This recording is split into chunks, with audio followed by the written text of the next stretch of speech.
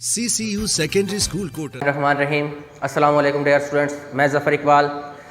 Last time हमने 7th class से जो एक्सरसाइज स्टार्ट की थी 9.1 उसको 2 लेक्चर्स में हम ख़त्म कर चुके हैं।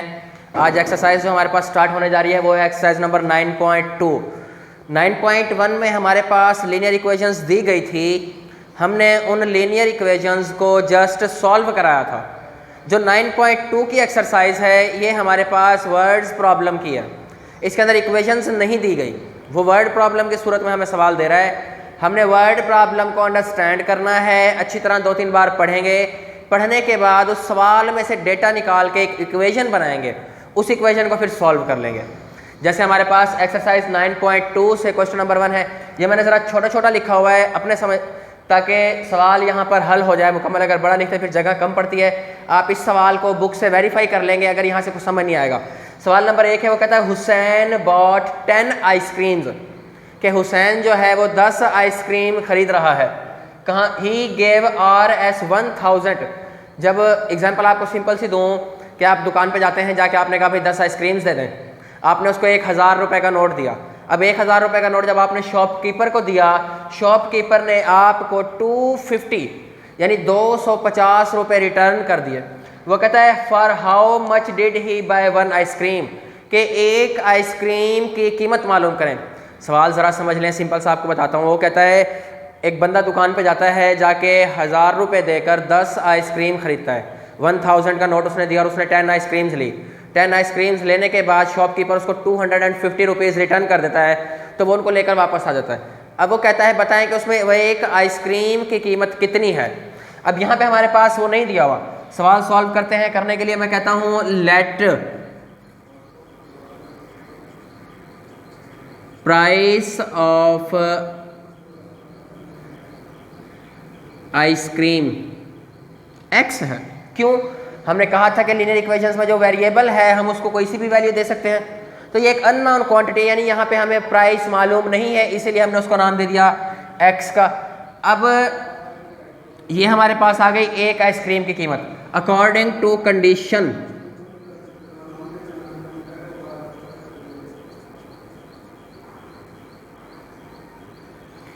यानी जो कंडीशन उसने सवाल के अंदर हमें दी हुई है वो क्या है? उसने प्राइस ऑफ आइसक्रीम कितनी है? एक्स। उसने खरीदी कितनी है? 10। अब ये 10 बनेगी कितने की? उसने कितने दिए थे हमें? उसने शॉपकीपर को दिए थे 1000 रुपीज़ और शॉपकीपर ने उसको 250 वापस कर दिए। या आप ऐसे लिख लें, टोटल प्राइस यहाँ पे लिख लें। वो क्या है? शॉपकीपर को वो 1000 रुपीज़ देता है, 250 उसके रिटर्न हो जाते हैं, तो जो टोटल बनते हैं वो बनते हैं 750। अब 10 आइसक्रीम्स कितने की बनेंगी? 700 एंड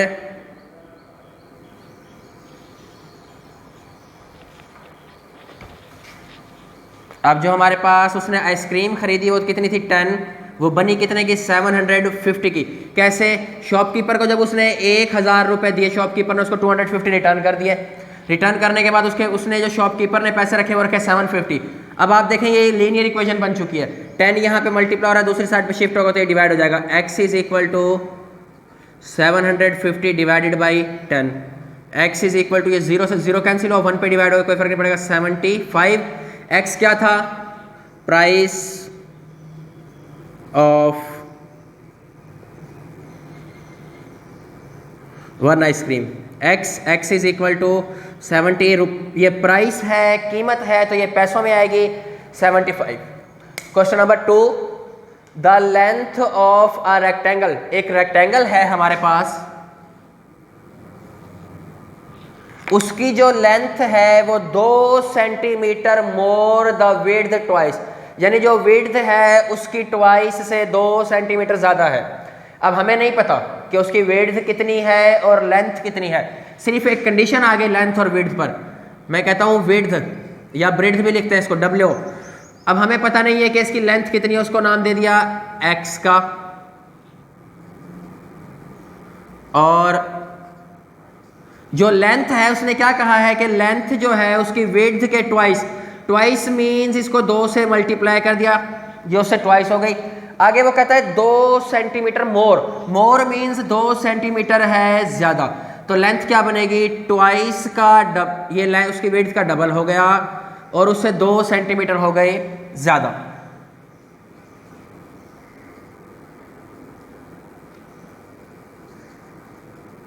नंबर नेक्स्ट वो कहता है if the perimeter of rectangle is 28, के जो पेरीमीटर है वो है 28 centimetre, find length and breadth. Length और ब्रेड्थ मालूम करनी है, कंडीशन फिर से समझ लें। वो कहता है जो एक रेक्टेंगल है उसकी जो लेंथ है ना वो 2 centimetre more the width of twice, यानी जब उसकी विड्थ को ट्वाइस मीन्स 2 से मल्टीप्लाई किया तो उससे 2 सेंटीमीटर ज़्यादा बनी, 2 सेंटीमीटर उससे। अगर अब हमें उसकी विड्थ का पता नहीं था, विड्थ क्या ले ली हमने, x ले ली। विड्थ x लेने के बाद अब हमने उसकी लेंथ बनानी है। लेंथ कैसे बनी, उसने कहा था विड्थ का ट्वाइस, तो विड्थ को 2 से मल्टीप्लाई किया तो ये उसकी ट्वाइस हो गई, 2 सेंटीमीटर ज़्यादा तो 2 जमा कर दिया। अब मालूम क्या करना है, लेंथ और ब्रेड्थ। तीसरे नंबर पर उसने दिया हुआ है पेरीमीटर। अब इसके पेरीमीटर में से हमने लेंथ और ब्रेड्थ निकालनी है। अब हमें अगर सवाल में पेरीमीटर ऑफ रेक्टेंगल जो होता है उसका फार्मूला होता है 2 इंटू एल प्लस बी, यानी लेंथ प्लस ब्रेड्थ को 2 से मल्टीप्लाई कर दें तो वो पेरीमीटर बनता है। पेरीमीटर उसने कितना दिया था, 28, 2 इंटू लेंथ क्या बना था 2x प्लस 2, ब्रेड्थ कितनी थी x, 28। अगर ये लीनियर इक्वेशन बन चुकी है, ये देखें 2 इधर मल्टीप्लाई हो रहा है, इधर आएगा तो देखें सारे के साथ 2 मल्टीप्लाई हो रहा था ना, दूसरी साइड पे आके डिवाइड हो गया, is equal to 2x plus 1x, 3x plus 2, इसको डिवाइड करेंगे 14 is equal to 3x plus 2, 2 यहाँ प्लस हो रहा है, 3 सारे से मल्टीप्लाई नहीं हो रहा, सिर्फ x से मल्टीप्लाई हो रहा है, तो पहले प्लस माइनस का प्रोसेस करेंगे। 2 यहाँ प्लस हो रहा है, इधर आएगा तो माइनस, इधर बच जाएगा 3x, 12 is equal to 3x। अब देखें 3 यहाँ मल्टीप्लाई हो रहा है, इधर आएगा तो डिवाइड हो जाएगा, 3 1s are 3, या इसको हम ऐसे लिख सकते हैं x is equal to 4। x क्या था, विड्थ, x की वैल्यू आ गई 4 और x क्या था, जो इसकी विड्थ थी वो था हमारे पास x आ गया 4 सेंटीमीटर, क्योंकि विड्थ है ये लंबाई है, लेंथ में लेनी है तो मेजरमेंट में उसका यूनिट लिखना लाजमी है। अगर ये 7 सेंटीमीटर नहीं लिखेंगे तो सवाल गलत हो जाएगा। नंबर नेक्स्ट पे रहती है, देखें अभी विड्थ आई, उसने कहा था फाइंड लेंथ एंड विड्थ या फिर ब्रेड्थ। अब एक चीज़ आ गई, दूसरी हमारे पास रहती है वो यहाँ से निकलेगी, जो कंडीशन उसने दी थी वो कंडीशन लेंथ का हमारे पास क्या फार्मूला था 2x प्लस 2 इंटू एक्स की वैल्यू क्या आई 4 plus 2, 2 4s are 8 plus 2, 8 plus 2 10, length आ जाएगी उसकी 10 सेंटीमीटर। अब अगर आप इसको चेक करना चाहें, देखें विड्थ कितनी आई थी 4, इसका ट्वाइस मीन 2 से मल्टीप्लाई, 4 2s are 8 और उससे 2 सेंटीमीटर ज़्यादा, 8 प्लस 2 10, इट मीन्स हमारी जो कंडीशन है वो बिल्कुल ठीक है।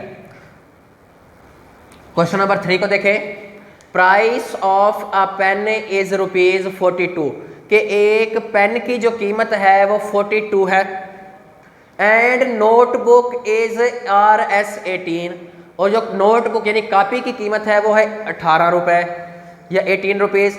Calculate how many pencils and notebook you can buy for Rs480 if you want to buy equal number of notebooks and pens.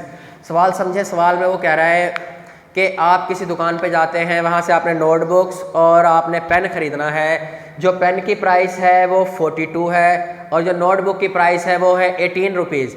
अब आपके पास जो टोटल है वो है 480 रुपीज़। वो कह रहा है 480 रुपीज़ में आप बताएं आपके पास कितने पेन आएंगे, कितनी नोटबुक्स आएंगी, लेकिन एक शर्त उसने दे दी कि जो नंबर ऑफ़ पेन है और नंबर ऑफ़ नोटबुक्स हैं वो इक्वल हों, यानी अगर 3 पेन है तो 3 ही नोटबुक हों, अगर 10 पेन है तो 10 ही नोटबुक हों। सवाल को सॉल्व करते हैं। प्राइस ऑफ पेन 42, क्योंकि ये उसने हमें दिया हुआ है। प्राइस ऑफ नोटबुक 18, इसको लेट नहीं किया क्योंकि ये हमारे पास गिवन है, जो चीज़ गिवन नहीं होगी हमने उसको लेट करना था। अब देखें, और हमारे पास जो टोटल रुपीस हैं वो है 480 रुपीज़। अब आपको सिंपल से एक मिसाल दो, अगर आप दुकान पे जाके आप उससे कहें भाई 3 नोटबुक और 3 पेन दे दें, तो वो आपको टोटल प्राइस जो बताएगा वो सिंगल सिंगल बताने के बाद कहेगा भाई आपके टोटल जो रुपीज़ हैं वो इतने हो गए। अब ऐसे ही हम इस सवाल को सॉल्व करेंगे अकॉर्डिंग टू कंडीशन। यहां पे लफ्ज कंडीशन या स्टेटमेंट दोनों लिख सकते हैं। अब है क्या, अब यहां पे हमारे पास कंडीशन उसने क्या दी है, उसने कहा है number of notebooks is equal to number of pen, कि जितने हमारे पास पेन आए उतने ही हमारे पास आए notebooks.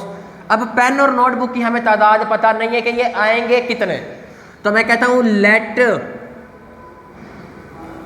Number of notebook is equal to x और let number of pen is equal to y. अब उसने कहा है कि एक्स और वाई बराबर है, क्यों कि अगर आपने 4 पेन खरीदने हैं तो 4 ही नोटबुक्स आएंगी, तो एक्स और वाई हम इक्वल लिख सकते हैं। अब देखें हमारे पास 42x plus 18y is equal to 480, यानी जितने मर्जी आप पेन खरीद लें, सॉरी नोटबुक खरीद लें, उसको 42 से मल्टीप्लाई करना पड़ेगा। जितने मर्जी आप पेन खरीद लें उसको आपको नोटबुक को y से मल्टीप्लाई करना पड़ेगा। अच्छा, P है हमारे पास नंबर ऑफ पेन, और नंबर ऑफ पेन की प्राइस थी 42, तो ये कंडीशन यहाँ से हमारे पास सवाल की स्टेटमेंट के मुताबिक बनाएंगे। पेन की थी 42, 18x नोटबुक की x है ना, प्लस 42y, पेन के लिए y और नोटबुक के लिए x। अगर आप यहाँ पे पेन के लिए x और नोटबुक के लिए y ले लेते हैं तो कंडीशन चेंज हो जाएगी, नोटबुक की प्राइस के साथ वही आएगी जो आपने उसकी प्राइस ली हुई है। जैसे नोटबुक के लिए मैंने x लिया तो x आ गया, अगर नोटबुक के लिए मैं लेता हूँ y तो नोटबुक की प्राइस के साथ y आ जाएगा। अब हमारे पास x is equal to y था, 18x plus 42x is equal to 480, x is equal to y है तो मैंने y को x लिख दिया, या आप इस x को दोनों y भी लिख सकते हैं, कोई इशू नहीं है। 14 प्लस 42 60, x और x वैसे का वैसे इज इक्वल टू 480। 60 यहाँ मल्टीप्लाई हो रहा है, दूसरी साइड पे शिफ्ट होगा तो divide, x is equal to 0 से 0 कैंसिल, 6 1s are और 6 8s are 8, हमारे पास x की वैल्यू क्या आ गई 8। x क्या था, number of notebook is equal to x is equal to y, number of pen is equal to y is equal to x, वो क्या आ जाएगा 8। क्यों, क्योंकि हमारे पास उसने कहा था कि equal numbers of notebooks and pen लेना है, तो अगर नोटबुक के लिए हमने प्राइस ली थी x और वो आई, यानी नंबर ऑफ नोटबुक्स 8 है कि 8 नोटबुक्स आ रही हैं, तो पेन भी हमारे पास 8 आएंगे, क्योंकि उसने कह दिया था कि नंबर ऑफ नोटबुक और नंबर ऑफ पेन जो हैं वो हमारे पास इक्वल है। नंबर नेक्स्ट क्वेश्चन नंबर 4, और बड़ा इंपॉर्टेंट क्वेश्चन है, वो कहता है father age is twice his daughter age, कि जो बाप की उम्र है वो बेटी की उम्र से डबल है। फॉर एग्जाम्पल अगर बेटी 10 साल की है, डबल में क्या हो जाएगा 20, अगर बेटी 20 साल की है उसका डबल क्या हो जाएगा 40, अगर बेटी 30 ईयर्स की उसका डबल क्या हो जाएगा 60। बट 16 ईयर्स अगो, लेकिन 16 साल पहले, ये जो ऊपर वाली लाइन में वो बात कर रहा है वो कह रहा है आज की बात, कि अगर आप आज के हिसाब से देखें तो जो फादर एज है वो ट्वाइस है उसकी डॉटर से, यानी बेटी की उम्र से जो है वो डबल है। अगर बेटी की उम्र जैसे जितनी भी है उससे डबल जो है वो फादर की एज है। वो कहता है 16 ईयर्स अगो, यानी अगर हम 16 साल पीछे चले जाएं तो जो फादर एज है वो 4 टाइम्स, यानी वालिद की जो उम्र बनती है वो 4 टाइम्स हिज डॉटर एज, कि उसकी डॉटर एज के 4 टाइम्स, यानी डॉटर एज जितनी भी है उसको अगर आप 4 से मल्टीप्लाई करते हैं तो वो फादर एज बनती है। सवाल सॉल्व कर लेते हैं। अब हमें ना यहाँ पर फादर एज पता है ना ही डॉटर एज पता है, तो जो चीज़ पता नहीं है उसको हम लेट कर लेते हैं। लेट फादर एज हो गया हमारे पास x,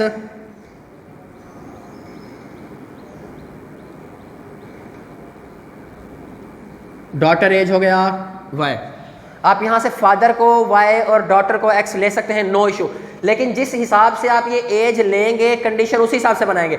अब देखें वो क्या कह रहा है, father age is twice his daughter age, यानी कि जो फादर एज है वो डॉटर एज के ट्वाइस है। एग्जाम्पल मैंने आपको दी कि अगर डॉटर एज 20 है तो फादर एज उससे डबल बनेगी। डबल कैसे बनेगी कि अगर हम डॉटर एज को ट्वाइस कर लें तो वो ऑटोमेटिकली फादर एज बन जाएगी। तो ये एक कंडीशन इस सवाल से हमारे पास यहाँ पे ये बनेगी कि x is equal to 2y, लेकिन वो सवाल यहाँ पे कंप्लीट नहीं हो रहा। वो कह रहा है 16 ईयर्स अगो,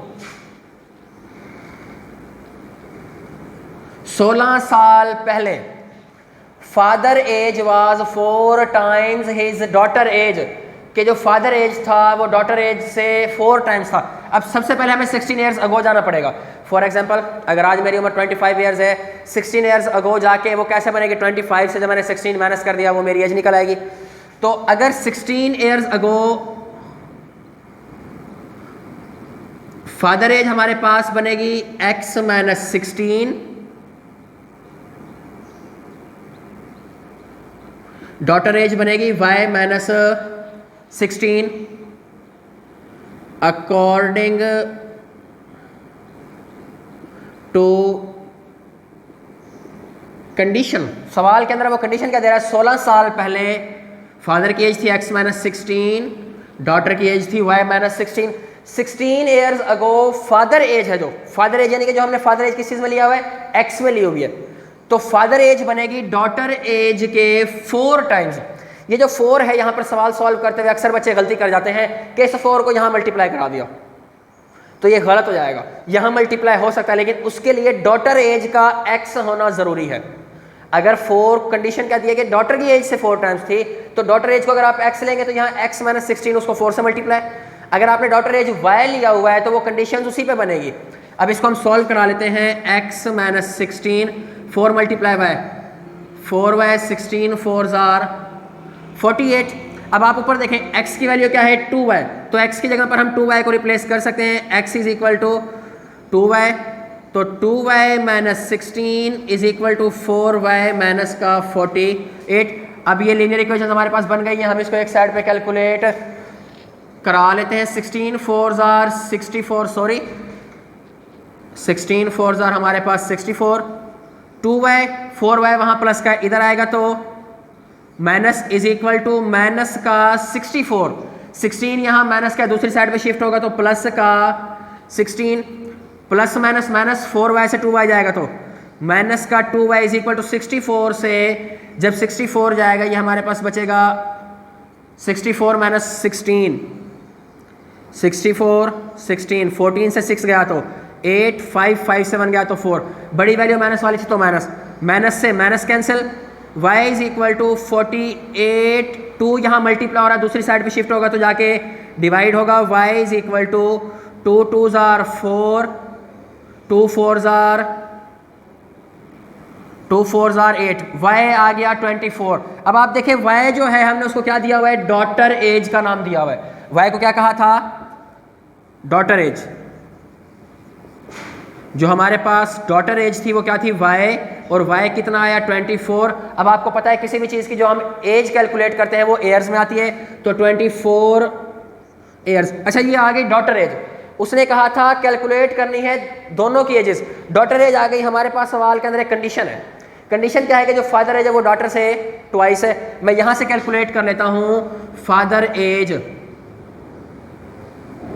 वो क्या थी, x is equal to 2y, x is equal to 2 into y की वैल्यू क्या आई 24, 2 into 24, x is equal to 24, 2 जार 2 4 जार 8 और 2 2 जार 4।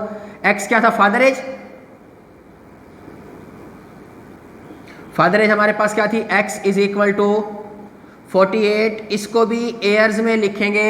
अगर यहाँ पे आपने ये नहीं लिखा तो इसका आधा नंबर सवाल में से कट हो सकता है। आज हमने एक्सरसाइज 9.2 स्टार्ट की थी, उसके 4 क्वेश्चंस किए हैं। क्वेश्चंस मैंने ज़रा छोटे लिखे हैं, अगर आप लोगों को ये समझ में ना आ रहे हों तो वंस अगेन मैं रिपीट कर रहा हूँ, या आप लोग बुक अपने सामने रख के वहाँ से वेरीफाई कर लेंगे कि क्वेश्चन वहाँ से पढ़ेंगे। पढ़ने के बाद आप इसका सोल्यूशन अच्छी तरह से होमवर्क पे नोट कर लेंगे और नोट करने के बाद इनको तैयार भी करेंगे। Thank you. एड्रेस नज़द Dera railway crossing Kotaddu, principal Kalimullah Khan गाड़ी, फोन 0333 601 9353।